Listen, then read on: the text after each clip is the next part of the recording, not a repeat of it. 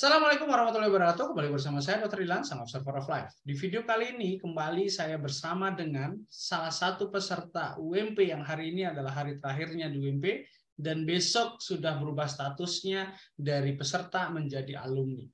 Beliau adalah Wafik Rahadianto. Assalamualaikum Wafik. Waalaikumsalam, Dok. Nah, jadi hari ini kembali ya sebagai peserta yang besok akan berubah jadi alumni, kita akan berbincang tentang pengalamanmu mulai dari awal kena NC ya sampai sekarang hari terakhir berada di UMP. Namun sebelum kita membongkar pengalaman ya, saya akan buka data yang kamu isi sendiri, yaitu tentang form yang kamu isi. Ternyata kamu adalah penderita NC yang sudah mengalami gejala selama 2 tahun, betul ya? Ya. 2 tahun, dan gejala yang dirasakan ada overthinking, keliengan, nyeri lambung, jantung berdebar kencang, semutan, sulit tidur, mual, kembung, perut kram, ya, kedinginan. Kemudian sudah berobat ke psikiater, sudah berobat ke psikolog, obat yang dimakan clobazam, dan saat ini sudah tidak konsumsi lagi, dan join UMP, ingin bisa tidur nyenyak tanpa ada rasa takut sulit tidur, ingin belajar meningkatkan kemampuan untuk menghadapi dan menghilangkan gejala-gejala yang menyebabkan sulit tidur. Ya, nah awal mulanya kamu punya permasalahan karena mengalami COVID ya saat itu, ya. Dan kalau nggak salah seingat saya ya itu artinya kamu kenal UMP itu setahun yang lalu ya, setahun yang lalu kamu sudah minta di sesi konsultasi tapi belum memutuskan join the UMP. Dan kamu baru join di 1 bulan terakhir ini. Baik, mungkin bisa diceritakan Wafik, awal mulanya kamu kena NC dari mulai kena COVID ya saat itu dan mulai mengalami insomnia dan NC itu berapa lama setelahnya dan usaha yang kamu lakukan apa? Ya, baik. Jadi pertama kali itu pada saat COVID musim Delta ya. Delta itu sekitar bulan Juli tahun 2021. Tepatnya tanggal 27 Juli itu muncul gejala-gejala sensasi itu pada saat pertama kali mulai merasakan gejala-gejala COVID sebenarnya. Jadi belum baru ada gejala-gejala COVID, sudah mulai ada sensasi yang sebenarnya sensasi itu apa yang dirasakan itu di luar dari gejala orang-orang COVID pada umumnya. Jadi seperti merasa lemas, takut, cemas seperti itu. Nah, kemudian itu semakin parah ketika keesokan harinya mendatangi tempat tes untuk swab tes itu dan mendapati hasilnya benar-benar positif dan sekeluarga itu positif semua sehingga merasa terbebani dengan pikiran tersebut. Terbebani dengan pikiran bagaimana kesehatan diri sendiri, bagaimana dengan kesehatan juga keluarga, apakah semuanya akan bisa melewatinya dengan baik-baik saja. Dan beban pikiran itu membuat kecemasan semakin tinggi sehingga puncaknya pada malam harinya itu mengalami kesulitan untuk tidur. Jadi sebenarnya awalnya itu ketiduran terlalu cepat, terlalu awal, kemudian terbangun di tengah malam dan tidak bisa tidur lagi. Di malam pertama itu masih berpikir mungkin nanti pagi bisa tertidur, ternyata di pagi hari juga tidak bisa tertidur dan terus berlanjut sampai hampir 2 hari, sekitar hampir 40 jam tidak bisa tertidur. Nah, itu yang membuat trauma karena sekitar 4 atau 5 hari itu tidurnya dari pertama tidak bisa tidur sama sekali, kemudian hari berikut itu hanya 1 jam gitu. Akhirnya itu yang memutuskan untuk ke psikiater. Jadi kamu hanya fokus kepada kecemasan nggak bisa tidur atau kecemasan dengan COVID-mu juga? Dua-dua. Oh, artinya lebih cemas ke tidak bisa tidur ya. Tapi ketakutan akan penyakit COVID ini juga ada? Ada. Baru kamu ke psikiater?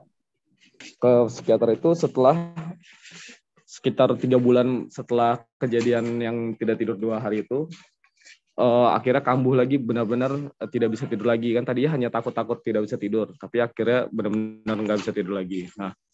Nah itu yang menyebabkan langsung ke psikiater karena mendapatkan informasi juga sebelum-sebelumnya bahwa kalau misalkan psikiater itu sebenarnya juga bisa membantu orang-orang yang mengalami takut tidak bisa tidur gitu.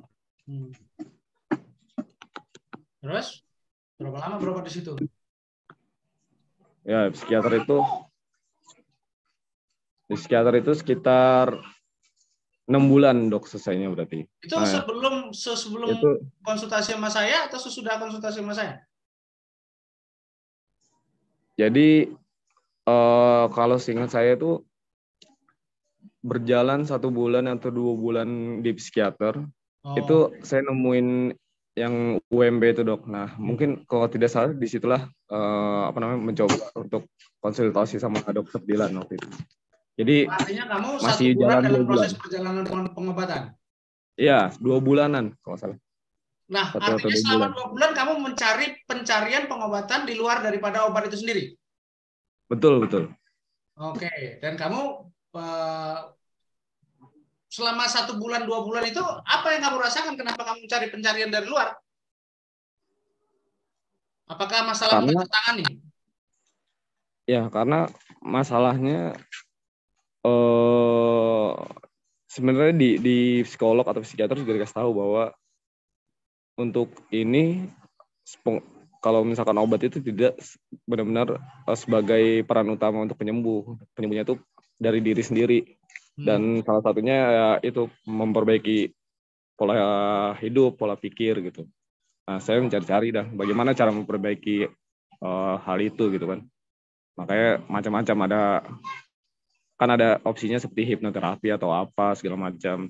Dan ada komunitas juga kan, komunitas yang orang-orang NC itu di situ juga belajar apa aja. Nah, salah satunya juga ke UMP ini saya mencoba ngelihat apa konten-konten dokter Dilan gitu. Jadi melihat testimoni orang-orang yang udah lulus gitu ya, Kak. Oke, terus saat itu kan kamu memutuskan untuk tidak join tahun lalu itu. Ya, dengan pertimbangan ya biaya dan segala macam. Ya. Kemudian kamu melanjutkan 6 bulan itu berhentinya putusan sendiri atau memang sudah dari psikiaternya atau bagaimana? Ya, jadi dengan adanya konsultasi itu sebenarnya membuat saya semakin yakin kan pertama bahwa ini sebenarnya bisa sembuh tanpa obat gitu. Dan dari situ juga saya langsung mencari-cari bagaimana sih caranya agar bisa mencari-cari bagaimana caranya untuk memperbaiki pola pikir gitu kan. Setelah kamu konsultasi sama saya, belum bisa melanjutkan doain sampai tapi sudah punya keyakinan bahwa bisa sembuh tanpa obat. Iya. Bisa mengendalikan pola pikir. Iya. Nah, di saat itu kamu mencoba untuk otodidak memperbaiki pola pikir. Nah, otodidak itu tentu dengan ya banyak googling, banyak nengok YouTube, segala macam, tapi tanpa mentor. Iya. Tanpa mentor. Nah, artinya banyak trial and error. Banyak trailer, coba-coba, pakai ini, coba lakukan ini. Ya, artinya ada yang berhasil, ada yang nggak berhasil gitu. Ya. Nah, tapi dari evaluasi psikiater mengatakan kamu sudah bisa dikurangi dosisnya sampai titik ke terakhir itu dari stop obat. Padahal menurutmu sendiri ketika disuruh turunin obat itu sudah menyelesaikan semua sensasimu atau masih belum juga? Masih terkadang kambuh, tapi karena ada keinginan kuat untuk berhenti, ya itu yang membuat saya udahlah nggak apa-apa, lebih baik memang kalau sudah bisa saatnya berhenti saya akan berhenti, apapun yang terjadi saya nggak mau minum lagi, nggak bisa mengalami nggak bisa tidur lagi juga saya nggak akan minum lagi, pokoknya udah bertekad seperti itu. Jadi dengan menambahkan tenang aja, nanti suatu saat kalau misalkan hari ini nggak bisa tidur ya pasti nanti paginya mungkin tertidur atau mungkin nanti besoknya tertidur, insya Allah akan tertidur lah, pokoknya gitu lah, ikhlas saya gitu dok. Jadi setidaknya menurutmu obat itu sebetulnya bukan solusi, ujung-ujungnya kamu sendiri juga yang memperbaiki kan? Iya. Sampai kamu titiknya akhirnya tetap memutuskan untuk join UMP, itu alasannya apa? Alasannya ya itu ada rasa penasaran yang tadi itu, yang kan saya kan pasti nonton juga testimoni, tapi saya juga penasaran sebenarnya apa sih yang dipelajari. Nah itu satu, terus habis itu ya ngumpulin uang juga, kebetulan kemarin udah ada uangnya, terus habis itu ya sudah ingin ya selalu ada rasa haus ingin belajar sih dok, ingin tahu bagaimana cara mengatasinya, terutama kalau misalkan lagi muncul itu apa aja sih yang bisa dilakukan, karena kalau misalkan lagi nggak tahu apa yang bisa lakuin tuh malah pikirannya kemana-mana terus gitu dan semakin parah sensasinya. Jadi yang sebelumnya itu masih sedikit kan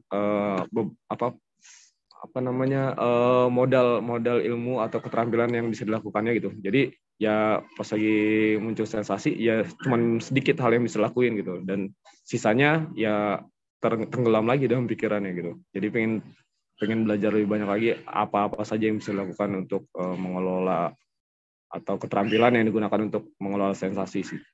Oke.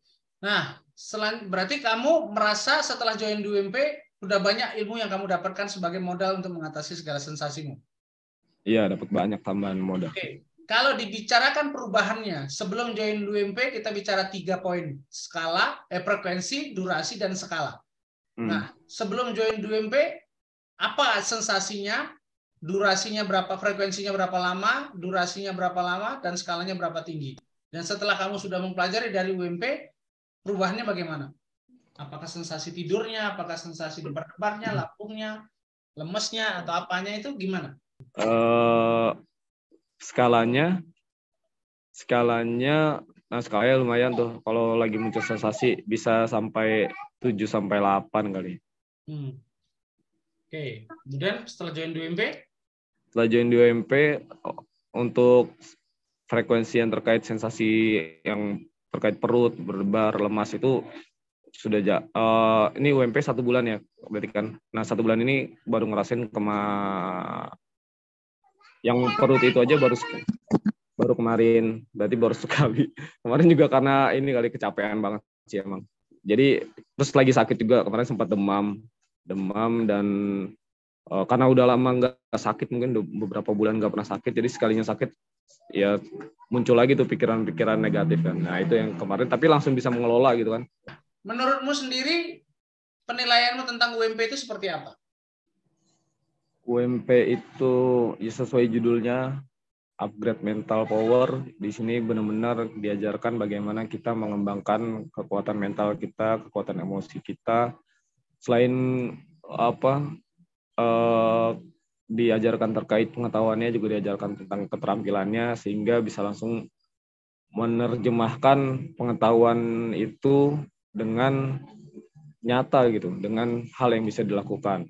Jadi efeknya bisa dirasakan. Karena kan kalau misalkan hanya pengetahuan kemudian diinterpretasikan sendiri, tapi nggak tahu harus bagaimana cara mendapatkan hasilnya. Misalkan kayak sabar, terus habis itu sabar itu harus ngapain sih? Misalkan nggak dikasih tahu sabar itu sebenarnya ada 4, nah itu kan jadi kurang kan. Tapi setelah dikasih tahu, oh ternyata kalau misalkan kondisinya kayak gini, kita baiknya menunda respon. Nah, berarti tinggal memikirkan menunda respon itu seperti apa. Jadi kalau misalkan kejadian seperti itu, ya diatasi dengan sabar yang menunda respon. Nah, salah satunya gitu sih. Jadi lebih aplikatif maksudnya? Lebih aplikatif, nah benar. Ya, jadi bukan teoritis, tapi sudah bisa langsung kepada tahap aplikasinya. Dan satu lagi juga ini yang paling penting, yang paling saya suka ya mungkin ya, karena masih sejalan dengan pemikiran terutama Muslim ya. Jadi sangat berhubungan dengan nilai-nilai yang diajarkan di agama, maksudnya pengaplikasian dari nilai dari pelajaran-pelajaran agama yang ada di Islam gitu. Jadi kita harus ikhlas itu seperti apa, dan harus mengembalikan kepada Allah kan, karena di Islam juga diajarkan seperti itu ya. Ya itu salah satu contohnya sih. Jadi maksudnya dia tidak bertentangan dan malah lebih aplikatif. Sejalan dan aplikatif. Oke. Sedangkan Dokter Dilan sendiri seperti apa? Kan banyak yang mundur, banyak yang nggak menyelesaikan karena review. Sebenarnya masalah maju atau mundur bukan tergantung bukan berdasarkan bagaimana Dokter Dilan ya, tapi kembali lagi ke orangnya masing-masing. Karena di materi ini bukan kayak suatu program yang harus memanjakan si pasien gitu. Karena ya untuk mengupdate kekuatan mental itu nggak bisa dilakukan dengan cara memanjakan orang. Jadi orang itu harus harus bisa memacu dirinya sendiri untuk bisa menjadi lebih baik, dan yaitu harusnya mentor yang baik seperti itu ya, kayak Dokter Dilan lakukan. Jadi kalau misalkan dimanjain ya malah nggak ke upgrade mental gitu dok. Ya, jadi artinya standar yang saya buat untuk memang untuk bisa lolos masuk materi berikutnya itu memang menurut kamu memang begitulah seharusnya. Iya. Malah kalau diloloskan untuk pemikiran yang keliru ya malah tidak menyelesaikan masalah orang itu ya. Iya, nggak selesai karena kan dia judulnya upgrade mental power, bukan? Jadi ya dia sendiri nggak terupgrade, gimana dia bisa membantu masalah dia. Iya. Oke. Mungkin yang terakhir ya, yang terakhir itu mungkin pesan kamu terhadap penderita NC ya kan, kamu kan pernah punya pengalaman yang menjadi pencari kesembuhan, udah Iya. ke obat, udah ke komunitas, sudah ke psikolog gitu, tapi kamu belum menemukan solusi dan kamu menemukannya di UMP. Nah, karena kan jelas yang membedakan adalah tentu penanganannya. Ya, Iya. penanganan dari psikolog tentu ada caranya, psikiater ada caranya, dan ke penyintas yang sudah sembuh ada caranya, dan semua sudah kamu coba untuk mendapatkan informasi solusi yang kamu butuhkan. Tapi malah kamu merasakan manfaatnya di UMP. Mungkin yang bisa kamu bagikan ke orang-orang yang saat ini adalah orang yang seperti kamu dulu pencari kesembuhan, itu seperti apa yang bisa kamu bagikan? Ya. Yang jelas yang pertama, yakin bahwa sensasi itu nggak selamanya. Maksudnya kalau lagi muncul dia nggak akan muncul selamanya. Pasti Allah akan memberikan ujian kan sesuai dengan batasannya. Tapi ya kalau misalkan penderita NC ini terlalu terlarut dalam pikirannya, ya mungkin dia akan merasakan sensasinya dengan durasi yang lebih lama. Jadi ya jangan terlalu larut dengan pikirannya atau user 2-nya. Nah, selain itu juga yakin bahwa penderita NC itu pasti bisa sembuh, dan ya caranya banyak memang yang dilakukan, seperti memperbaiki pola hidup tentunya, yang tadi yang nggak olahraga harus rajin olahraga, jangan di rumah terus. Terus makanannya juga sebenarnya jangan sampai telat makan ya. Tapi kalau misalkan lagi puasa ya puasa, dan abis itu juga harus tetap yang paling utama adalah menjalankan kewajiban kita sebagai muslim. Kalau yang muslim, jadi ibadah harus tetap jalan, dan tentunya harus memperbaiki pola pikir. Nah, karena pola pikir ini sebenarnya yang paling penting ya. Jadi setelah badannya sehat, kalau misalkan dia pikirannya masih sakit, ya sehat apapun badannya, ya dia akan, kalau misalkan kalah dengan user 2-nya, akan merasa badannya itu tidak berdaya, tetap lemas gitu, dan segala macam.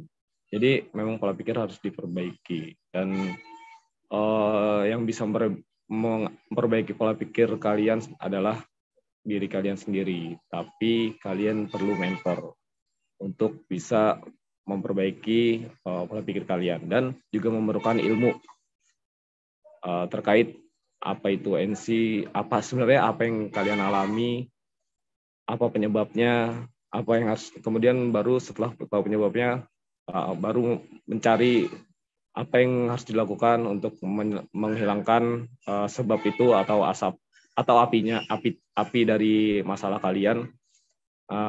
Kemudian jangan berfokus pada sensasinya atau asapnya. Nah, ini yang saya katakan ini semuanya mungkin tidak sembarang tempat bisa kalian dapatkan di sembarang tempat. Tapi kalau belajar di UMP itu pasti akan dijelaskan oleh Dr. Dilan. Jadi kalau ingin sembuh NC, ya tadi salah satunya bisa dicoba dengan ikut di UMP ini.